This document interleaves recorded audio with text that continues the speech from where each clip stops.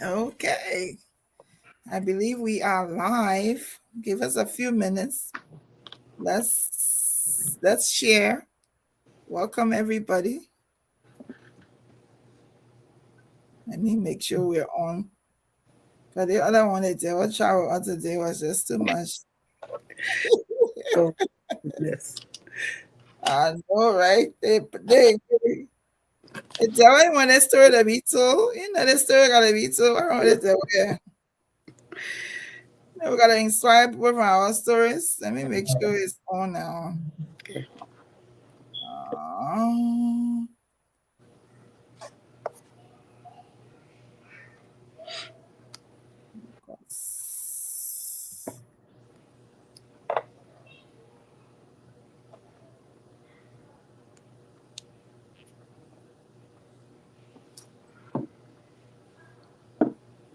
Casey. Hmm? you know what, Happy? Hold on, let me go on. Let me go on mute and call Dennis. I Okay. think hold on 1 second. I'm gonna go on mute and call Dennis. Okay.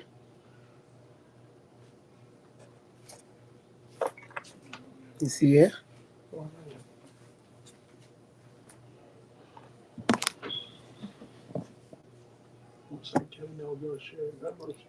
Right.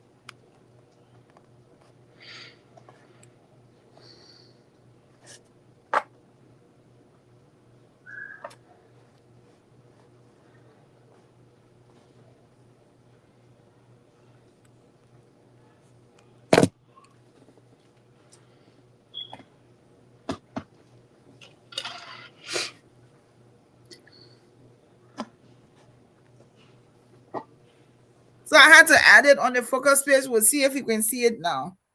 Okay. Let's make sure we are set. We are checking. We'll explain the story later. Focus on it should be on focus now. Yes, I see us already. All right. Okay. We can start. I tagged.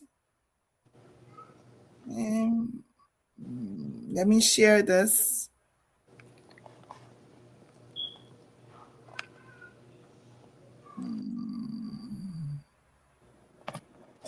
Hello, everybody. I see people are already joining. Let me first of all apologize to all of you for starting very late. This is not something that we could control. Um, but you know what? This story was meant to be told today. You can't have the prophetess here and the devil tries us. It's not working. It is not going to work for us to have the prophetess here and the devil tries us. But welcome, everybody. This is, of course, She Speaks with your host, Glendy Jane Juniors. And we are streaming live from Focus on Liberia with Dennis Jar and Anthony Sear. We thank God that we have the connections. That even when the devil tries, God still makes a way. So I want to welcome all of you if you're here. Before we start in the show, we're gonna play our She Speaks. First of all, She Speaks is a space where we're allowing people to come and tell their stories because we all have very interesting stories. And it's basically a space for anyone. I know some of the men, they'll be like, oh, but you said she speaks. No, men can speak too. She speaks. It's not just for women, it's for men, it's for women, it's for children. We want to be able to tell our stories so that people can look at similarities. They can look at how issues were resolved. They can gain strength. They can gain recognition from some of these stories. They can identify themselves. So if you're just joining us tonight, we're sorry we're supposed to be starting at, we should have started at 6:30. We were here on time, but we had a serious technical issue that StreamYard refused to allow me to share with anybody else. So, but we're here. This evening we have with us Prophetess Jasmine. Either way. Prophetess Jasmine Linden Reeves Williams. She's here with us this evening. And before we start the conversation, listen, you don't want to miss this.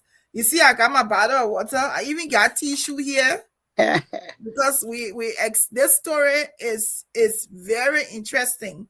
It's something that I want to share because we've titled this segment today as Perseverance. And you will hear Jasmine in her own words tell us her story. Some of you may know her. We're going to look at growing up. We're going to look at family, her parents, her siblings. We're going to look at her marriages. There was one marriage, didn't work, started all over again, second marriage. We are pushing 20 years at it. And that is an amazing thing. I don't know if I'll be able to do that. But Jasmine has been able to do that. And we just want to learn from her. We also want to learn about friendship from her. And most of all, we want to learn about what being in the presence of God means, like having God on your side through your difficult times. So as we get ready, I want to encourage all of you that's watching this evening to please share this show. And we're going to play our team song. This is a song that, nowadays now everybody can be singer. And everybody can be a musician. So it's a song that I wrote. I actually wrote the lyrics, and but AI helped put the voice to it. So Wow. want us to listen to our team song, She Speaks, before we start this interview. And welcome everybody. Prophetess, thank you for coming. Thank you for sticking with us. Yeah. Thank you for having me. Okay, let me also share the link so that you can have it and others can be able to watch it. So if you're here, please, you want to call everybody that you can to come and join us to watch this show this evening. All right, I share the link with you. Thank you. All right, let's listen to our theme song.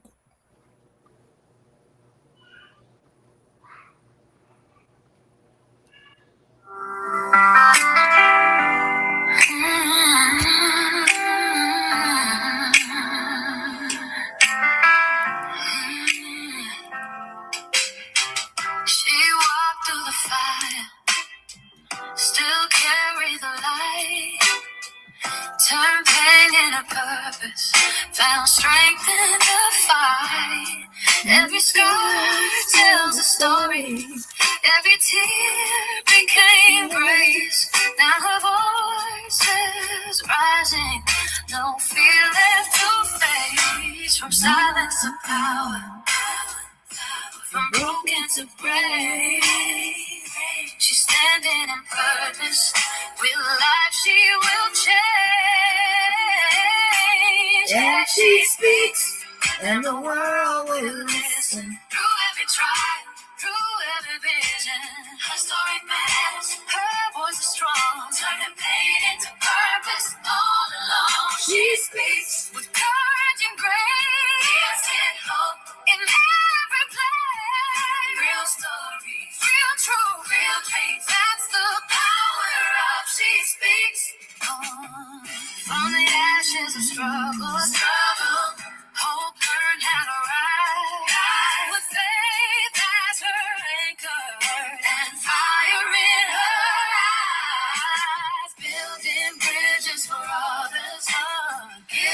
strength to the weak. Every woman has power.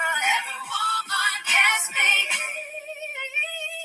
No longer hidden. Oh, no longer afraid. Oh, the voices of women will never fade. And she speaks. No longer hidden. No longer afraid. Oh, the voices of women will never fade. And she speaks. Voices of women will never fade. Her journey, her truth, her legacy. A voice that rocks in destiny. She speaks and nations will see the power of a woman's story. Real stories, real truth, real dreams. That's the movement of She Speaks.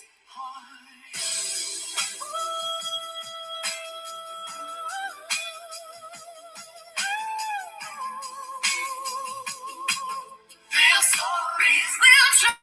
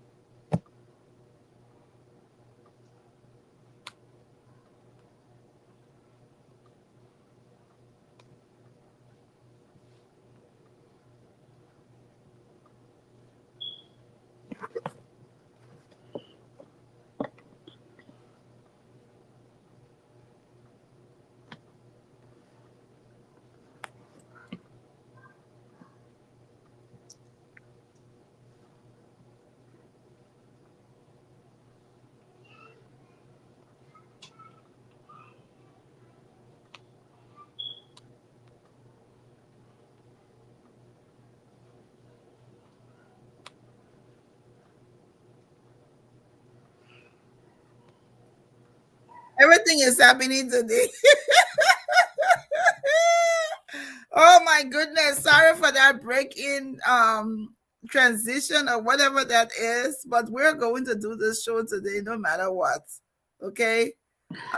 Hello, everybody. Welcome to all of you who's joining us. Listen, we've tried to do this show 5 times today, and then all of a sudden I see that the internet went off. Somehow I clicked the wrong thing, but we're going to start right now. Thank you, everybody, for joining. We already have some comments here.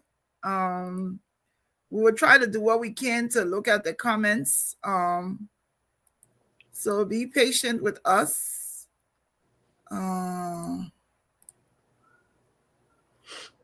We're not do all the thing today. The thing giving us hard time, but we'll still do it. So let's go ahead and start. Let's go ahead and start talking with. Tell us who is Prophetess Jasmine Line Reeves Williams. Who is this woman? Thank you for having me here. You already said the name, but my name is Line Jasmine Reeves Williams, and by the grace of God, with the title Prophetess, I am the eldest daughter of Bishop Alfred Reeves and Pastor Esther Reeves. And I'm married to Apostle Prince Perez Williams. Uh, we have six children together and three grandchildren and a whole lot of spiritual children that I see some of them already watching and commenting on here tonight. And I'm grateful and I'm blessed to be here just to share my story. You know, it's a blessing to be here. So that's who I am. Yeah, she left out one big thing that she think we're not going to escape. All of this thing today here, we're talking about it. We're not going to leave Bishop Reeves out of this thing. This lady is the daughter of the Oh, famous Bishop. Is it Alfred? Alfred Reeves. The Yeah. famous Bishop Alfred Reeves. Your Sunday will be nothing if you didn't hear Bishop Reeves' sermon on a Sunday. So we want to say thank you for doing this. Your story is one that I think we wanted to create this space where we could share stories and that people would be able to learn and gain some strength from the stories that they hear. So we're excited to talk to you tonight. We first want you to talk a little bit about your parents. Talk about your mom. Talk about your dad. Where was your father from? Like, how did they meet? We want to start the story from there. Like, who captured Bishop Reeves, and then we'll go into what it was like being Bishop Reeves' daughter. Oh Lord. Well, like you rightly stated, yes, my father was Bishop Alfred Reeves. He's late, 18 years now. Um, and my mom is still alive. She's still in Liberia. On If you know anything about Victory Temple, I must tell Jesus and all of that stuff. I'm the girl that used to sing I must tell Jesus before my Mm-hmm. father came on to preach. And so most of them know him to be, I leave it with you. That was Yes. his statement when he's done preaching and everything. But my parents met back in the 70s. They met. My dad was married before. My mom was married before. And then he started, he was a preacher at Mother Brown's church on Crown Hill. That's the story I know. So I'm telling. And so, so and my mom used to go there every Wednesday, the Gates of Heaven prayer band for most of us that grew up, in Liberia in the 80s and stuff like that. We were young, but we heard of all these prayer bands that were there. And so my mom used to go there. She used to work for the local government. She's not Liberian. She's originally from Grenada. Okay. Yeah, so my mom is not a Liberian. She got to Liberia. Liberia is always a place where people always wanted to go. And when she got there, we are nice people. I always say that we are kind hearted and stuff. We open our arms to foreigners and stuff. And so she decided to stay, and she did not just stay. She brought her entire sibling, all of them, her sisters and everybody. If you know anything about the Uris, Clemenso Uri is my uncle, Mm-hmm. my mom's sister's husband. So she Oh, brought her sister to Liberia, and all of them just moved there, you know. And so they started this dating in Gates of Heaven on Crown Hill in Mother Brown's church. And they left and formed their own. My dad was already a pastor, a bishop, and everything. And he founded his own ministry. Hence, we have the Victory Temple. For those of you who know Painesville Red Lights, it's right, the big church right there before you get to the red light. My younger brother, now youngest brother, he's now the pastor, the overseer over there. So um, being a pastor's daughter, um, it wasn't easy. You had, especially from my background, my dad, my background is Pentecostal. And so now it's a little bit different, but growing up in the on the campus, that's how we call it, because it has a school and a clinic and the church and everything. We had to be prim and proper. We had to wear a certain clothes and be a certain way, because we always, I think, not only for back in the days, for any pastor child, you have to walk on P's and Q's and all kinds of stuff. So we had to be we had to represent our dad was, all the time. And if we even slip out of it, it's different. So um just being there, growing up on that campus, it was kind of difficult for us, but we had to do what, because it's Africa. We had to do what we had to do. Unlike here in the U.S., where we have children and we are now following our parents' footsteps. Our children still have a leeway to do what they want to do, but we had to. You have to be in church even if you don't feel like it. You know, it was just that you either go to church or you don't eat. Mm. You either wear the skirt or you don't live under that roof. And so I never wore pants until I moved to the US. I never Oh wow. wore anything, yes, anything to show my arm, and everything had to be sleeved, nothing Cover up. sleeveless. Yes, until I moved to the US, before I started to wear pants and dress differently. We always wore dresses or skirts growing up. And so um I wouldn't say it was tough. I don't want to say that, but looking back now, it was a little bit harsh, you know, because in my place now, I'm serving God. I love the Lord. Uh, I wear pants. I'm not. It's not revealing or nothing. It's decent, but it was so strict back in the days where we just had to just walk on needles, you know.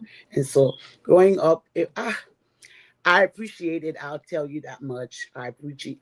So now I can tell other people. I can train my children, my grandchildren, even women around me. Not that strict way, but dress decently as a woman, a Christian woman. This is how we dress. At least I wish I was taught that growing up. Now I know, and so I can give them a leeway and say, yes, you can wear your pants, but make sure you're not showing this. Make sure you're not revealing things. And so, but yeah, um, just growing up with my dad alone, it was just parents alone. It was just, you just had to be strict. There's no bending. You had to be strict, or else there's no other way. Yeah.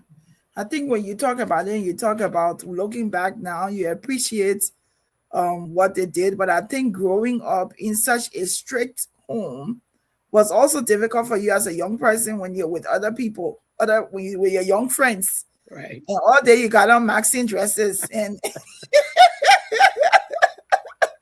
and you with your friend, they be looking at you, they be probably calling you missionaries or oh mother how Yes. Yes. look back now, you understand that I think that it came with the territory. Your Right. father was someone who was well known in the community, Right. and that there would not have been any other way to bring you all up except being strict, Right. bring you up strictly. So I want to talk about what was discipline like in your home. Ooh. Oh my God. And it's now it's funny because me and my siblings talk about it, but I was the child that got the most whooping. My You're dad, joking. oh no, oh no, I'm not kidding. I always, I mean, for the littlest things, you know. And so but I think is he wanted to see the best in me, and so every little thing I did, and I thought growing up he didn't like me. But now I see, looking back, I see that, okay, he was doing this because he wanted me to be this way. And so discipline in our household was, especially for me, in my opinion, it was bad. It was tough. So let's talk about your siblings. How many of you were in the home? Now I know you talk about your dad being married before. Were there children from his first marriage, and then your mother, Yes, were there children? So now yes, you're bringing two groups, different groups together. Tell us a yes. little bit about the dynamics in your home as children of Bishop Reeves. Because we just, I mean, growing up, when I remember Bishop, I just knew Bishop Reeves was nobody to play with because the sermon told us. And Yes, it's like it's almost one of the messages where when he gets to that, I leave it with you, it's up to you. It's that's up to right. you. So tell us about your siblings, tell about in the home, and then so that we hear how they were able to come from two extremes different. They're not Liberians. Your mother, you've said that wasn't a Liberian, to bring the two groups of people together and make one family. How was that like? Ooh, well, I will speak from a child's perspective, not from a parent perspective, because I don't know how, but they made it work. And so my mom, before she got married to my dad, she was married before and she had four boys. Mm, So when she came to my dad had three children, two girls and a boy, and his junior died. I think it was just before I was even born. So I never met him, and so they had to come together and raise them together. And when when my mom got married to my dad, my brothers on her side were already grown. In the Rennie boys, Chris, yes, yes. Ricky, Carl, Bunny, those are my brothers from my mom. For those of you who's watching from Cathedral High, Chris Rennie is actually my oldest brother. And so they were already grown up. You know, Chris was living by himself, all of them, and I think only Bunny was in between. Coming to mommy and going to daddy, and in between. And then my sisters had their mom as well, and so like weekends they were grown as well too. So they were weekends they will come together and stuff like that. And I'm the oldest for my parents, and my mom, like I said, never had a girl. Mm-hmm. So after four boys, then she had me, and then after me, there are three other children, two boys and a girl. So Okay. she has two girls and two boys for Bishop Reeves, and then four boys for Mr. Rennie. And my father has two girls by his previous wife, Marus. But it worked. I don't know how it worked, Mm. but some way, somehow it worked. And because of that, we still have a relationship. I love my brothers, they love me. My sisters, there's one in Liberia that every time I go, I have to go to her. I have to spend at least a night with her. So from my perspective as a child, I think they made it work. Of course, there were days where we didn't understand the yelling and stuff like that, but at the end of the day, everybody, we're still together, and that's a good thing. Let's talk about your young people, different people, and of course, shout out to your brothers. I knew them from Cathedral, know them from Cathedral. Those were before I go to the question, those were basketballers. Yeah. Now, do you play any sports? Or one of the preaching that you do?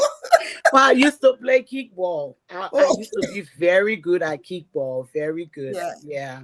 Growing Because up. you hear Chris Rennie and you see the height and you already know. And Right. you know who reminds me of Chris Rennie and your brother? What's the Funny. yes. Funny. So Winter reminds me of her uncles. And I Yes. was like, I see that Jasmine did nothing with this basketball thing, but Winter, the height, the way that girl has spread up, like we're Yes. looking at Winter like this, and all of a sudden your daughter is like Yes. this side, and I wish her very well in basketball. Thank It's a you. joy for me to see that your daughter is following after her uncles. That's an amazing thing. But I Thank wanted to ask, so you're home, there's different dynamics. We're telling your story today. Any boyfriends in high school that you had to tell Bishop Reeves about? uh, well, I didn't have to tell. Well, I didn't have the audacity. That is the right word. You were not even, so let's put it realistically, you were not even drunk. Thank you. I wasn't even drunk to tell my dad anything, and so I think he knew that you know, there was something on my life that I didn't know. And he was so protective. Now I can tell that because I know he was harsh on my other siblings, but I got the worst of my dad. I'm not gonna, but I think he saw something. I had, oh Lord, my I see, husband I see, I watching. see. Let me just warn. Look, Apostle, we are telling our stories here. No pressure, no pressure, Apostle. I see your husband putting eyes. We're telling the story because I think it's important to talk about. I'm a girl dad, dad's girl, and I know when you're a dad's girl, it's not easy. It's like sometimes you assumed the pressure. The pressure is there already, but then you Right. assume like you're so afraid to tell them anything. My father once said, I don't ever want you to see you walking any ball halfway. Like nobody comes to the house and you take them, you say, girls don't, young girls who are gonna be good women tomorrow, they don't walk men halfway that they're not married to. So I Come on. never did that. So it's like you assume the pressure is there before you do it. He said we listen, we don't judge. Oh No my Lord. judgment. I just wanted to talk about that because it's like, what would it be like, Bishop Reeves? Bishop Reeves, you go into Mm. dad and say, Dad, I got somebody I want you to meet. What? Mm. Let me say this. I think you already know that story because he actually used to see this guy coming and he will ask me, "Who's that fellow?" And stuff like that. Just tell him that's my schoolmate. But then one day he told me, he said, "But this schoolmate comes often. I see him often." And I was like, he's just my friend because I could not tell him that my boyfriend. Fast Mhm, forward, graduation day, he mhm. was our class valedictorian, and my Okay. dad was the keynote speaker at the I don't remember you being there, but when um when when the guy he got up to speak. When they called him up to speak, oh my Lord, all my classmates started chanting my name. Oh And my my goodness. They dad come and put in sitting there. Howard. Yes. My dad sitting there, giving me this look. His glasses, he always wore his glasses. And when he look at you like this, just know that you in some big trouble. And so the guy went up to give the speech, and everybody started chanting my name, chanting my name. So my dad didn't say anything. It was time to receive my diploma. And so when they called my name, my dad actually handed me my diploma. And as I got up, they started chanting this guy's name. Mm-mm. And when I got to my dad, I don't know, I have a picture of that. He dropped his hand like, I'm not giving you this diploma. I'm like, please do not embarrass me here, please. But oh my goodness. So yes, we I had this thinking it was a serious relationship, but God has something better for me. So you know Absolutely. You see, Apostle, it was already always meant to be. So when you look at your mom and your dad, which one you think was the most one that gave the most discipline? Who was the my dad. toughest? Your dad. Your dad. Okay. I know he passed. Did you ever have a time with him where where he ever taught or ever talked about you being Yeah. a prophetess today, being serving God the way you do today? No, he not really. We didn't really sit down to talk about the future. He knew I had a gift because from the time I was a little girl, I would see stuff, and when I go to him and tell him I saw this, it's like the story of Joseph, that the Bible says that Joseph went to his father and told him the dream. And the Bible says that Jacob kept the dream in his mind. So my dad didn't really tell me, oh, I know you will be this person. He knew that I had a gift. And so when things happen, he would say, she said it, or she saw it, or something like that. But no, we didn't get to a point where he actually sat down. And honestly, it breaks my heart because I don't know, maybe we're coming to that part, in fast forward in life, in ministry. um I always cry most of the time, like, why did you die before I became a pastor? Because Yes. I could have, you could have been here while I'm, So, going through this, and you can tell me what to do, how to go about it and stuff. But yeah, he knew that there was something on my life, because he always, anytime it came up, he would say it to my mom. She saw it, she said it, stuff like that. You just yeah. make mentions. Yeah, so Yeah. So I want to welcome everybody who's watching. Thank you for watching. Thank you for sharing. This is She Speaks. This is a platform that we're allowing people to tell their story, because we understand that we all have stories to tell, and everybody can learn something from the next person's story today. Prophetess Jasmine is actually our second guest. We have scheduled to do a show once a month where we will talk to women and talk to men who have stories. We have guests lined up until December. That's how serious this wow. is. Our next month guest is going to be even more interesting. Ooh. Actually, she is a Liberian who lives in South Africa. So I am Oh. excited to hear that story about her. I had to say shout out to Canada for beating South Africa today. I just had to say that. But let's continue on there. We talk about family, we talk about growing up. Um I want to talk a little bit about marriage. So you and if you don't know, this is Prophetess' second marriage, and they're approaching 20 years. But we want to talk about, well, yes, 20 years of this one. So you see, Apostle, this was meant to be. So I want to talk Amen. about this. This is when I ask you about one word that could describe your life, your story that you were telling us. And you said that word was perseverance. Let's dwell on that a little bit and tell us a little bit about your first marriage, what it was like. And let's keep the good marriage, the one you're in now, for later. But let's talk about the first one, the challenges and the difficulties and everything. Oh, Lord. Okay, so we moved to the US when I was 15. I was a teenager. 15, 16. We moved to the US, and I chose perseverance because I when I look on my life, even now, Hmm. that's what I see, that I had to push through. I had to stand firm, be steadfast, and just not broken. And so when we got here, we lived a little bit in New York. My mom brought us all eight of no no six of her kids came to the U.S.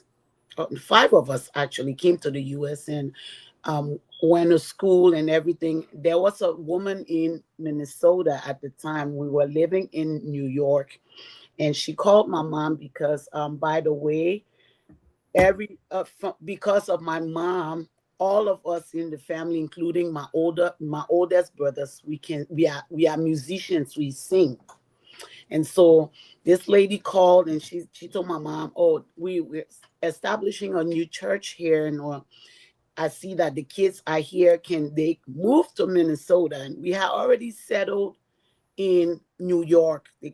My younger siblings were in school and stuff like that. And we didn't want to go, but African mom or parents, she took us to Minnesota. We got there. It was the lady that called us. We didn't have anywhere to stay, so we were staying with her. She opened her house. We were staying, and then things started getting bad because not everybody is Jasmine and Prince Williams that will open the house and not kick you out. So there were days where I had to sleep Mm. outside in Minnesota. She had Wow. this big house, um, and she just treated us badly. I mean, Mm. I don't even want to go into that, but it pushed me as a teenager because I saw my siblings, you know, sleeping to other people's homes. And I was like, no, I don't want them to do that because we were no longer allowed to be free, and that I had to stand up for them. And I told my mom, you see, I told you not to let us come, leave New York, all that thing. So I got married when I was 19. Wow. Yeah. Wow. Got married when I was 19 years old. To this guy that was in the church that we came, to help, the choir and everything, because my siblings play music and everything. And so he we I had to do something for my siblings. So I got married to him, and then in the marriage I had two wonderful children, two sons. And so because of that, when I found out I was pregnant when I was 19 and everything, at least, it was, he opened up a little bit, but then his mom was Mm. the issue. I don't know if I don't know, she didn't like me. Now it's different, obviously, but let me say this to people who are in Africa or even here. When you see people, just ask God to connect you with great people. I came in this country when I in 1996, 95, 96, and all the people that I met here always felt like they were better than the people in Liberia. And so when you came to America, they would treat you bad. It didn't matter where you came from.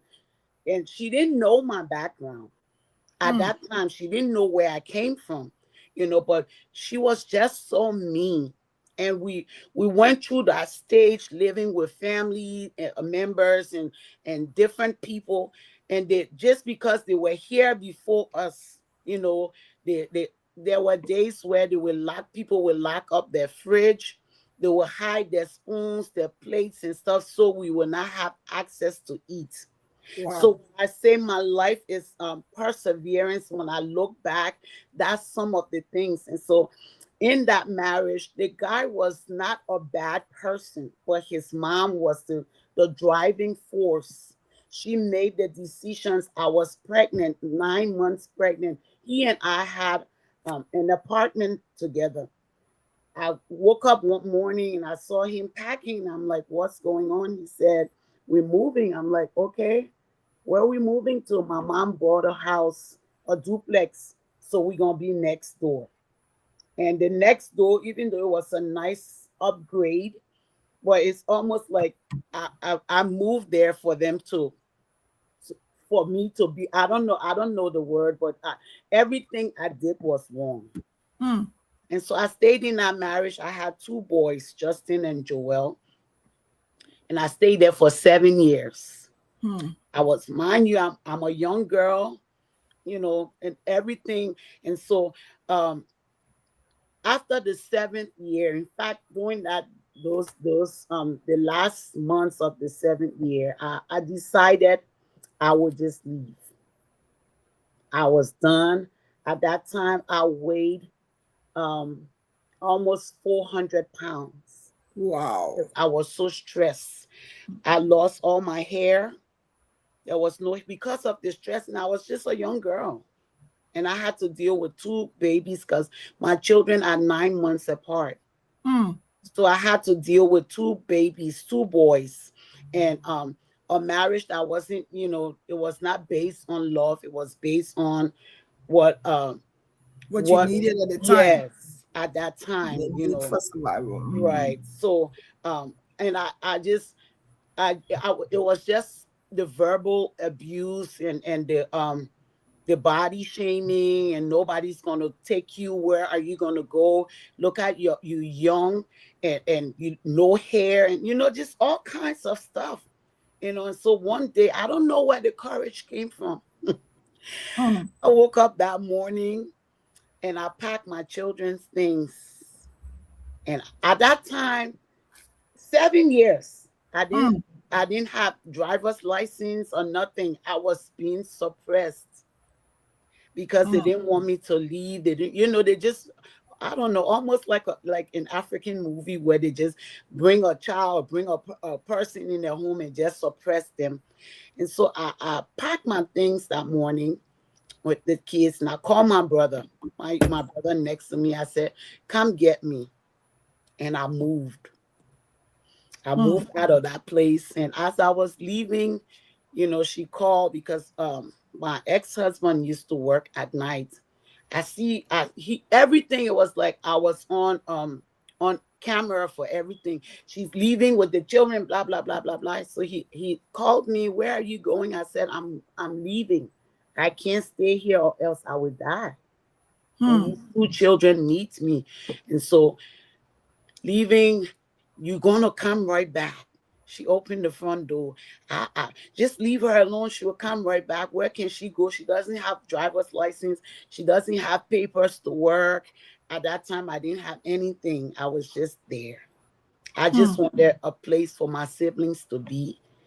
And I basically just sacrificed myself for that, for that period. And so it was a tough decision because the two young boys had to, and I'm glad, I took them and I raised them by myself until I met my now husband. But Okay. they saw what we went through. Yeah. Yeah, it I just was. want to, I want to ask, when you look back, you're 19, and you look at all of the responsibilities you have, and you're not thinking, you're becoming selfless to put yourself at risk, not thinking about wanting to go to school, or do something, but thinking about wanting to just be somebody's wife so that your siblings will live better. When Right, you look back, is there any regrets? Do you regret doing that? Because I think you took a part of your childhood, you right, know, like, your a part of your young adult life, and just give it up, to becoming a mother to right. two boys 9 months apart. Like, when you look back, do you regret doing it, or was that the only thing that you could do? That was the only outlet for you? I don't regret. And yes, like you said, it was the only thing, because my sister at that time she was so young, preteen, or just entering her teen. And my mom decided to send them each to different people's homes to stay. And I didn't want that, knowing where we came from. We all grew up together and stuff like that. And so I know that there's no regret. There's no regret. I had to do that. So was there anybody, that you confided in, like, you're struggling, you're gaining weight, you have stress, you're losing your hair? I want to bring this up because I want to talk about it, because sometimes we suffer in silence. There's a lot of people with different stories that suffer in silence. Was there anybody during that time, like in the church, that you went to speak out to, that was there to help you? Anybody, any outlet? Not really. Not really. Mm. The church, by the way, my ex-husband, mom and her husband were pastors, or he Jesus. yes. So yeah, so and then I was the praise and worship because I always love singing. So Mhm. I assumed that role as the daughter-in-law and everything. So I had people, I always had friends around me. It's like the spirit I have. All people are always drawn to me, but I was not in a position to talk because my mother-in-law was she just had this haughty spirit where people were afraid to speak. But there was a lady, her friend, that when she saw me going through all these things, one day she called me. She said, I know you. I know your dad. I say, and she said, um, your mother-in-law know where you come from now because Mhm. by the way, she's child stealer's first daughter, mom. So Zoe Steeler's mom is my Mhm. ex-mother-in-law. So when Zoe was getting married, I couldn't go because I was pregnant. And so the family went and they met my parents. So they went on the campus and they saw, they knew who I was then, but it Hmm. still didn't change the way she It felt. didn't matter. No. So then her friend told me, she said, oh my Lord. She said, you know what? This woman always shaming you in front of people. After church, she would just say stuff, just make comments and stuff like that. So she told me, she said, go in her ears and just cuss her. This is her best friend. She said, because I I'm sick and know. tired of her just, you are somebody's child. She said, and when she calls you to a meeting, and that was the trend. If I did anything wrong, that she didn't like, she would call me with all her friends and they would talk to me, have this meeting. It's just a whole lot. Hmm. So she said, cuss her. And then when she calls us for the meeting, just deny it. But I couldn't do it because of my background and where I came from. And so, but she was one of the ones that just told me, you are better than this. Hmm. Don't stay here. You looking, look at you looking like you in your 50s and you only in your 20s. Get up and Wow. go. Wow. And that's I built up the courage to just take my kids and leave because the fear was, where am I going to go with two children? That was in my ears all the time. No man gonna take you, no man gonna want you because you overweight, you ugly, and all those things. Then you have two kids. So but that lady was the only person that really just told me, just cuss her and go. And I didn't cuss, but I left. Yes, I think you have the strength to lead. Sometimes we're stuck in our spaces. We're stuck in these points where we it's just like you say. You're looking like there's so many things you hear. Like where are you going with all these children? And sometimes I think growing up plays a lot of part Mhm. with us moving on. It's like when you look back, like you say, oh, like where am I gonna go? What people gonna say, and all of Right, those things. So you don't see yourself moving on right, because you're so afraid of societal stigmatization, like what people right. gonna say about you. Like you're in your 20s, you already got two children, and you're there. I want to ask, has there ever been reconciliation from that woman? Has she ever come back and say, I'm sorry I treated you this way? I recognize, has she been able to recognize that this was somebody's child that Mm-mm. she did this to? No, Unbelievable. no. She played the victim later on, and when she saw that I have moved on, and I lost weight from wearing a size 24 wide Wow. Even to me that you have reached 24 years. and I was in my 20s, Oh my and I God. was wearing a size 24 wide, and she saw that I went from that to a size 10, and she saw that I was life was happening for me. I was standing on my own.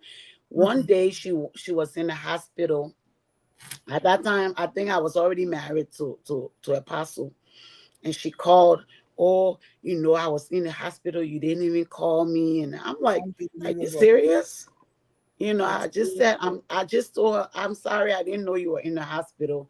And Yeah. but she always played that game. She never apologized, never had a time to sit down to say, I treated you this way and that way. No. Mhm. So that's the perseverance part of your life, and that's something. If there are women or men listening to you right now who feel that they're stuck in a situation and they're thinking about what society has to say, or they're thinking about where the next meal will come from, what do you say to them? Like, how do they move on? How do they stop holding themselves in a space? I mean, I was in a space for 29 years that I probably should have left a long time ago, and it Right. was difficult to make that decision to move. But I just want you to speak to people listening to us right now, as you tell your story. What can they do if they find themselves in a situation where they worry about tomorrow? People always worry about tomorrow, Right. today. So what can you say to them? Well, most of the time, or most of the people that I've dealt with in the past, we like you say, always look at what people would say. And for most women that I've dealt with, they worry about other people opinion, or other people's opinion than what supposed to happen for them. I'll say get up and go. And I'm so grateful for that lady, that one person, even though she gave me the wrong advice to cuss her, Cuss her. I probably would have cussed her. but she pushed me to move forward. And I can tell anybody this. um if I can do it, you can do it. I left with two children, wearing a size 24 wide, no job, no driver's license. I took my two boys, I think they were like 3 and 4, like toddlers, and I moved. When I Mm, moved, it seemed like nature was waiting for me to take a step. And I mm, think that's what most of us don't realize, that even that God is waiting for you. Nature is waiting for you to just make a move. If you don't make a move, if nothing's gonna change. mm, And so if you're watching tonight, this morning, wherever you're watching from, and you're in a place where you know you're not supposed to be there, move. mm. Move. Yeah. Because by the time you take that step, I'm telling you, every door started to open for me. I didn't even understand. I'm like, wow, it's almost like I was under bondage. So I want to tell somebody tonight, free yourself. Mm. It doesn't matter what people say about you. Listen, we'll only talk about you for two weeks, maybe a month. That's it. When Yeah. we see you prospering, we will be the same people that will come back and say, oh, I'm glad, she did this, she did that. So for your own sanity, for your own the people around you, I want to encourage somebody. Don't be moved by what people say about you. If you know that you cannot make it where you are, take this step and you will see doors will open for you. No. We're talking to Prophetess Jasmine Lanier Reeves Williams, telling us a story. She speaks, and there's so many people listening today. But I wonder, how many years after the divorce did you find love again? Uh I said just move. When I moved, even though I was still finding myself because I was young in that first relationship, it was right after this fellow kept coming to my father's You mean church. this? You mean this fellow loved that 24, 24, Yes, 24 waist woman? yes, that This fellow fellow. fell in love that he didn't. It didn't matter whether you had hair on your head. Nope, It didn't matter nope, whether you were big in size. nope, Oh my goodness! nope. The prophet, the apostle saw a good thing, huh? He Tell us sure about it, did. because I know too. Jasmine, I know that some people will say, they don't want to do it again. They don't want to marry again. They don't, and especially Right, for you, you were young. and you were young and you tried it and it didn't work, and after 7 years you say, I'm done. There will have been so many other things that you could have done Right. except jumping back into another relationship. So tell us about, let's hear this love story, this story of perseverance that kept you, that this man, this lucky blessed man said, I don't care what she looks like, I don't care if she has hair, I don't care if she's obese, this is the woman that I want in my life. Talk about him. Talk about it. Oh Lord. And so his mom was a pastor in the church, in my dad's church. So I moved on from my ex-husband's church. And my Mhm. dad had his church in Minnesota. But Okay. because I was married and I'm the oldest for my siblings, we did not go to my dad's church. My siblings followed me. So when I moved from there, we went back to our father's church. um, his mom used to be my pastor, and so my dad decided to go run for president in Liberia. And he left his mom in charge. And every time he will come to church, he wasn't in the church. He was in another church, in an African American church in Minnesota. And but he will come, and his sister was in the choir with us, and she will always call me, my brother really likes him. Like, ew, no, I don't. Like, Have you seen his picture when he was oh I Lord, no. understand. I said, listen, I'm just finding myself. Okay.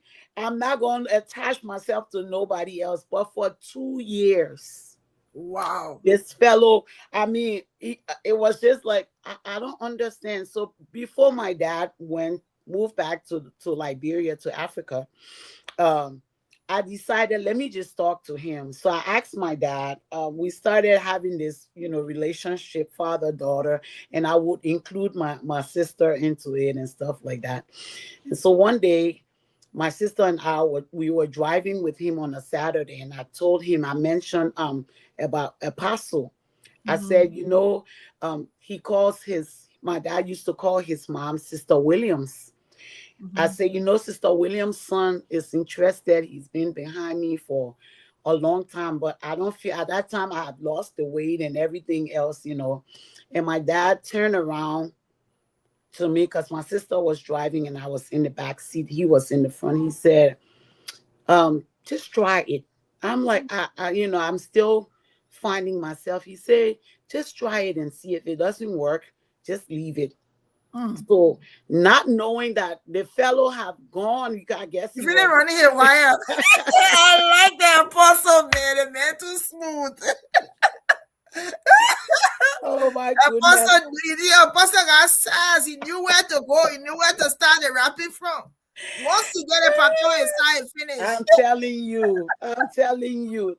And so he told me to try it, but then at that time he had left Minnesota. Apostle, he had to move out of state, so he was in New Jersey at the time. And so Okay. for 2 years, I didn't see him. His sister kept talking. I'm like, I don't want this. I don't, let me just be myself. And then he calls it a drive-through wedding, because they went to Vegas and they got married. And then 3 months later, You are so he was finished. in that marriage. He said it was a drive-through marriage. And I didn't want to be bothered. I believe in principles besides the church. There is something outside of the church called karma. And so when Mhm. I found out that he was still married, even though he said it was drive through, and you could tell that the marriage was not working. He said, God, don't call to me. He calls smart people. So I didn't want to sow no seed or plant any seed by, dating somebody's husband, because I know that it will come back to me. And Mhm. so I told him no. I didn't want anything. I didn't want to have anything to do with him. And so he went and got a divorce. He came back to Minnesota. Wow, the man was persistent. Yes. Yes, What? he was. No wonder the story is perseverance. I guess it's for both of us. Yes, absolutely, absolutely amazing. It's like, and I think the story, the lesson here to learn from you and from your story is that you can. There's a cliche that we say in Liberia. You can something for, well, I can't remember now, but what I'm trying to say is that you can't block yourself from moving forward. You Mm, can't say because I went through this situation, it's not right, going to work. Even though we try to say that, even though myself said, me, I think I'm gonna marry again. You know, it's like you look at what you've been to, say, not married, I'm not doing it again. But it's right. like, look at where you are, look at how you've persevered, look at how you've been able to move on. You had that strength to move, and you move, and look at you today. Second time around, 20 years, Yes. 20 whole years of that persistent drive. Years. We'll talk a little bit at the end about the marriage and the anniversary that's coming up. But I want to talk about your children. I want to talk about, because I know Apostle came with I think a son and a daughter. Right. And then you also had your children. I want to talk about, so the two of you now are coming in a relationship, broken up from first marriages, and you're coming together. And how have you been able to make it work that you're now at 20 years of this second time around? Like I said, perseverance. With the my two boys, and it's so weird that my second son and Apostle's son they were born the same month, just days apart. That's why every March you see back to back. So, and it's so weird that in the same hospital is where. So while his mom was giving birth to him, I was giving birth Oh, to my son, wow. and not knowing she Wow. was giving birth for me, because when I Wow. met him, Yes. he was 5 years old. He's still living with me now, so he doesn't know any other mom.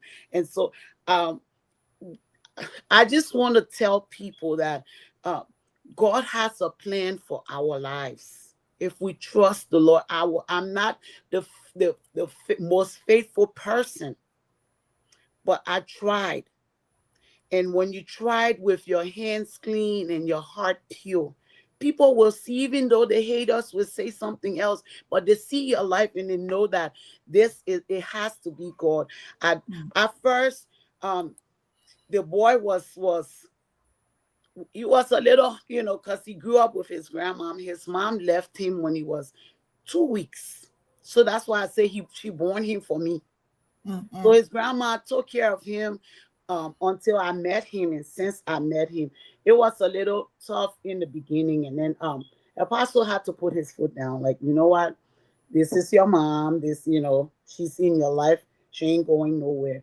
His daughter that didn't know me from anywhere, the first day she saw me, she called me mom. And I'm like, ah, And so now, if you see my three boys, besides the ones that, the last boy, that Joshua, if you see Justin, Joel, and PJ, you will not know that PJ is not my son, because he looks like my two boys.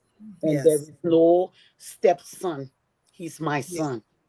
I can attest to that, because every time, even when I have the opportunity to watch services, your service, the church service, like, it's difficult to really touch who is apostles, except for the daughter, the oldest daughter, because we know Winter. So it's just Right. on the oldest daughter we can know. I know for a fact that that's his daughter, but it's like I've been looking at the boss like, which one for Jasmine, which one for which one Yes. for Jazzy and which one for Apostle? We have a lot of comments here. I want to just go through, so we include our commenters here. I want to read some of the comments. Eric Faber Okay. Robert is saying, beautiful love story. Apostle Prince Oh. Perez William is a consistent man. You better tell me, don't tell me twice. God ain't called no Hi, dummy. Pastor Eric. Yes. It's more grace, Mama Rose is saying. Afisa Amen. is saying, what an Mama. encouragement. Rose Singbe is saying, God is truly the rewriter of our lives. Yes, he is. Amen. And Amen. Sister Victoria Clark is saying, Apostle saw something special in Prophetess that others did not see. Amen. Amen. 20 years. The people are approaching Amen. 20 years. So let's we're gonna end shortly talking about the 20 years because we want also to hear some lessons. We want to talk about but before we go to the 20 years, we want to talk about Jasmine Williams as a woman, as a female. Do you have friends? Do you have female friends? Do you have people that you talk to? Or is everything just God, God, God? Is there Mm-mm. another side of Jasmine? Talk about Yes, let's talk about that. of course. I'm a pretty introvert when it comes to that, but I do have friends. I have a best friend. Her name is Desra, Apostle Desra. She's not Liberian. She's an American. There she is. I call her my best friend because we, growing up, just in the church setting, um, I had so many people. Even now, it's like the we call it the spirit that's on me. People are drawn to me. Growing up, I had all these friends and everything, but as I grew older, I realized that some of them were just there to take what they could get from me. Some of them were attached to me because of my father's name and stuff like that. And so, um, even as an adult, there were people that came around me, even in the church, Mm-hmm. that betrayed me. I opened myself to, and they betrayed me. And so I decided to close myself. Being an introvert now, um, it was because people betrayed me. And so I closed that door to friendship, and I said I was not going to be a friend until I met her. I was on my way to Australia. I'm not sure if she's on. Somebody please tag my bestie.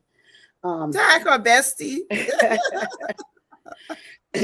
and I seen this beautiful. Look how beautiful! I always call her my human Barbie. So I seen this beautiful lady come to the church because we rent.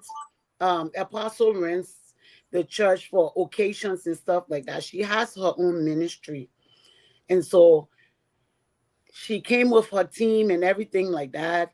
And I just brushed past. He was like, "Oh, this is my wife," blah blah blah. So I went to Australia for three weeks. When I got back, she was like, "I don't know, but I want you and I to do something." And I'm in my mind like, first of all, I don't even know you.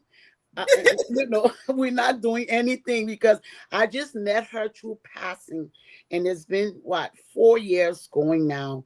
Mm-hmm. Like my confidant, she has Beautiful. proven to have my back. Um, and there are things that I would say to her that I don't have to worry that somebody would judge me, you know, because she's a woman of God. She is an apostle, fire preacher. I don't know if y'all know her, but who she's fire. And so but we get to talking with girls talk and different things like that. And us outside of church, we talk about life as a mom, a wife, not a pastor. And I will say this. I sent her a text message this morning. Let me read that text message. I said, I woke up this morning and I said, "Good morning, bestie. I just wanted to tell you that I appreciate and love you so much. Thank you for having my back." She texts back, "Good morning, bestie. Always and forever. I love you so much. You stuck with me. This is not of all my life. I've never been friends with any Americans. You know how we grow up in our society and we just meet our own people. But this one is different. And I call her my sister from another mother because she's Beautiful. definitely African. So yeah, I'm a girly girl, and you Thank you. see we like to dress and stuff like that and do other This things. is this is the girly girl. You see the girly girl? This is not this. Of course, it's still prophetess, but this is. And one thing I know about prophetess, you can't go wrong with her with her blinks. That That's woman right. love a blink. That's right.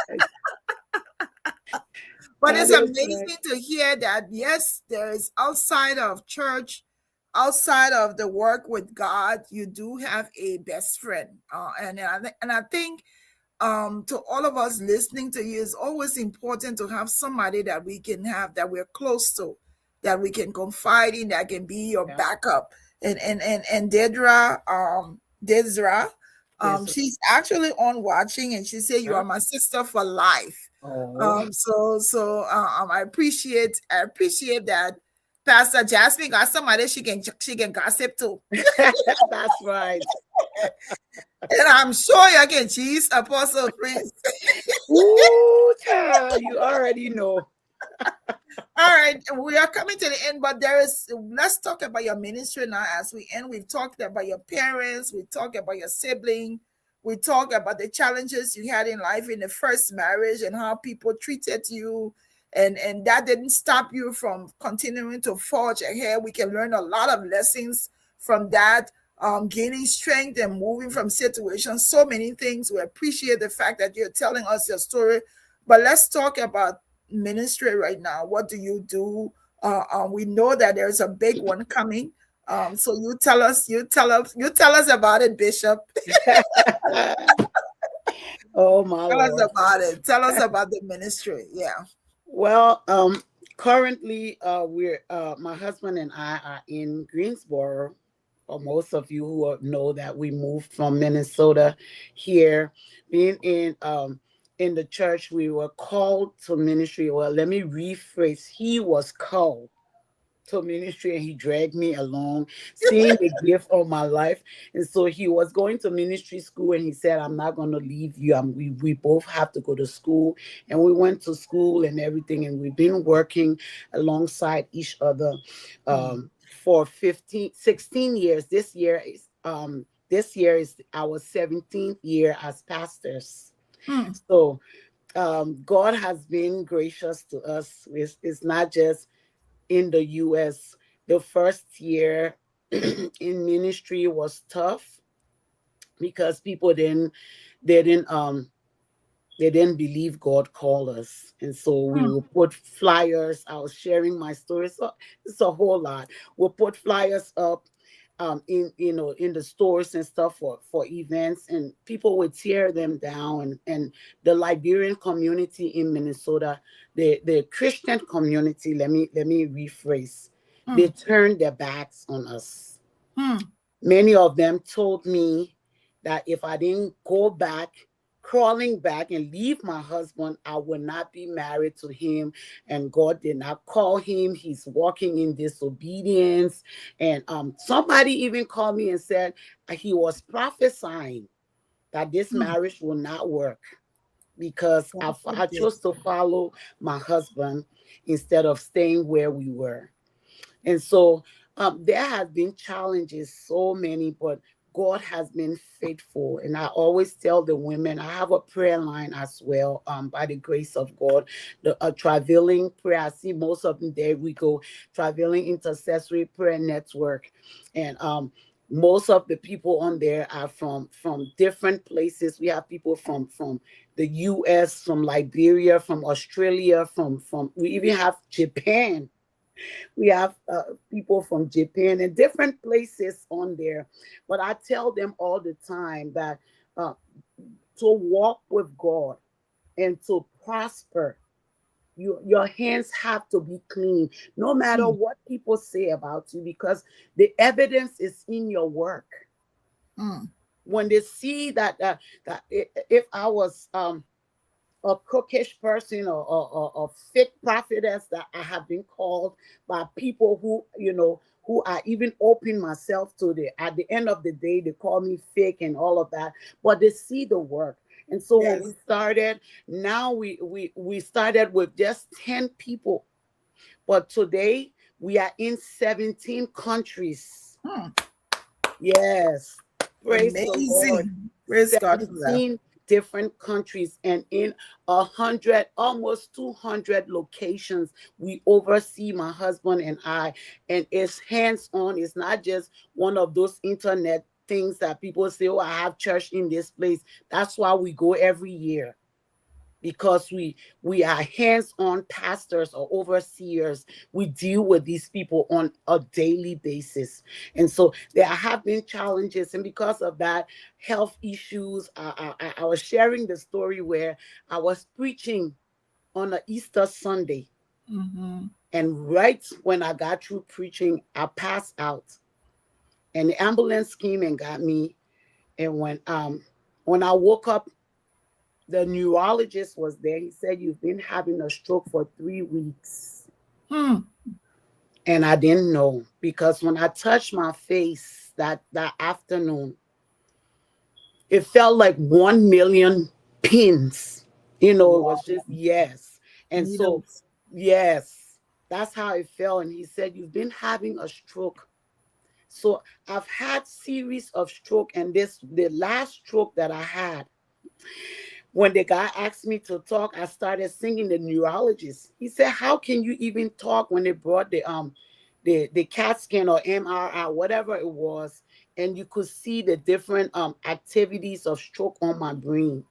He said, Hmm. "Where you are is pure miracle, because you shouldn't have even be talking." Amen.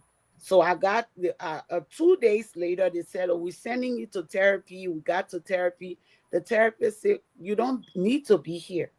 You're walking, you're talking." But there was a Liberian lady that was in the hospital with me. And Mm-hmm. today she's still learning to talk. The same time, both of us had the stroke the same time. And she's Mm-hmm. still learning to talk till today. She lost Mm-hmm. her marriage because of that, but we became acquaintance, and my husband knew her from the past. So she lost that marriage because the man could not afford to hold her. So I'm just grateful. It's by the grace of God. And I say to every woman of God and man of God on this line or listening today, tonight, this morning, just do God's work with a pure heart, your Mm-hmm. hands clean. We all make mistakes. We all have our things that we deal with. But when you run back to God like David, he comes through for you. And this is where we are. And so we're celebrating um, 17 years as pastors, my husband and I, this September, this August, with Wow. almost 200 churches, young people. We both of us. He's turning 50 in July. We way younger than some of the people. We have lawyers and doctors that are pastors under us, and we don't take it for granted. We know this is the grace of God on our lives. I just want to encourage the men of God, the women of God on this line. God comes true for his people. Make sure your hands are clean and your heart is pure. Yeah. Yeah. Indeed. What an amazing story we've heard. An amazing testimony. We also thank God for your life. Amen. We can say that we know that God is evident in the Amen. life of you and your husband, in the things that you all do. The strength comes from God. Whatever you do in your testimonies, their life, we see Amen. them, and so we believe in the God that you serve. Amen. For we truly know that there is a God. We Mhm. know that you've been elected to be bishop. Oh Lord, you still brought this. I You'll was be trying to. elected, and one thing I hope is I hope that Bishop Reeves was here to see his baby. Yes. Will be is that consecration? Is that what Yes. they call it? Will Yes. be It's called. consecrated as a bishop. I'm praying for all of the strength to be there. Amen. But we want to thank God for you, Jasmine. We want to thank you for Amen. sharing your story. Thank you for saying, yeah, there's a lighter side to Jasmine. There's a fun side to Jasmine. Mhm. We've had the opportunity to be in some close spaces, and we Right. know that it's not all preachy. There's a girly, there's a girly aspect. We Right. also want to acknowledge your husband. Mhm. For the two of you together are working. You're in sync. You're Amen. working on the things together. And if it didn't work before, now it has worked.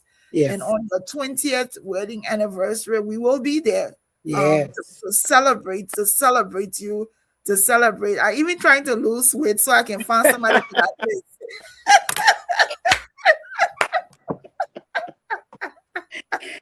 I Oh trying my to God. lose weight because Nafisa is not leaving me behind. But to all of you who has been watching, Pastor Jasmine will now allow you to maybe give some closing comments. But I think your story has empowered us Amen. that if you can't give up, you just got to keep pushing. But Yes. first and foremost, you have to treat yourself well. You Right. have to matter. And Right. once you see that you matter, you can move forward. So if you want to give us some closing comments, congratulations to you and your husband, 17 Thank you. years of pastoring. You know what? When you said about the Minnesota thing, I want to confess. Like when I heard you guys were moving from Minnesota to Roxborough, like Jesus, Lord. But then again, I say, you know what, Lord, if only you can send them, and if you say Amen. they go. And I'm Amen. sure you're before they get there because I know Roxborough. Mm. But I thank God for you and but just the work that you all are doing outside of here. Amen. You go, like you say, you go every year. There's countries you've been to that some of us will never get the opportunity to go to, and we are amazed and we are blessed to know you and to know your husband. Amen. Thank you. Thank you. Any closing comments? Anything to encourage people to tell their story so others can Yes. learn and gain Yes. strength from it. I just want to say, tell somebody, say something. A lot of times we are held back because of society and the negativity that we hear from other people. But I'm a living testimony that when you decide to move forward, every other door will open. So if you're stuck in relationship, be it relationship, friendship, um, let's just know, let's be sure that it is God that's prompting you to move. And I'm talking to women and men who are in relationship, you know that it's abusive, you're not growing and nothing. It's time to just get up. And by the time you make the first step, God is always there. It's always there. I want to encourage you, for those of you who are struggling with relationships and everything. That's my passion, Mama G, to pray for marriages. And I always pray for people in troubling marriages and people, single people that are looking, because sometimes we are so pressured by other people. We see people getting married, and so we want to get married, and we enter the wrong relationship. I pray for you that you will be led by God, and God will bring the partner that will push you like He did for me. He is no respecter of a person. So I leave it with you this evening, this morning. Thank you so much for having me, Mama G. Thank you so much. And we're looking forward. I told you I'm on my weight loss program for that thing. We'll see you soon. Thank you Yeah, so much. thank you. To all of you watching, who wants to say thank you so much. It's so important. I'm telling you, I finally, God ain't called me to preach. I know He ain't called me for that. He ain't called me, but this, I feel like this is what I've been called to do, to be able to allow people to tell their stories, so that we're blessed.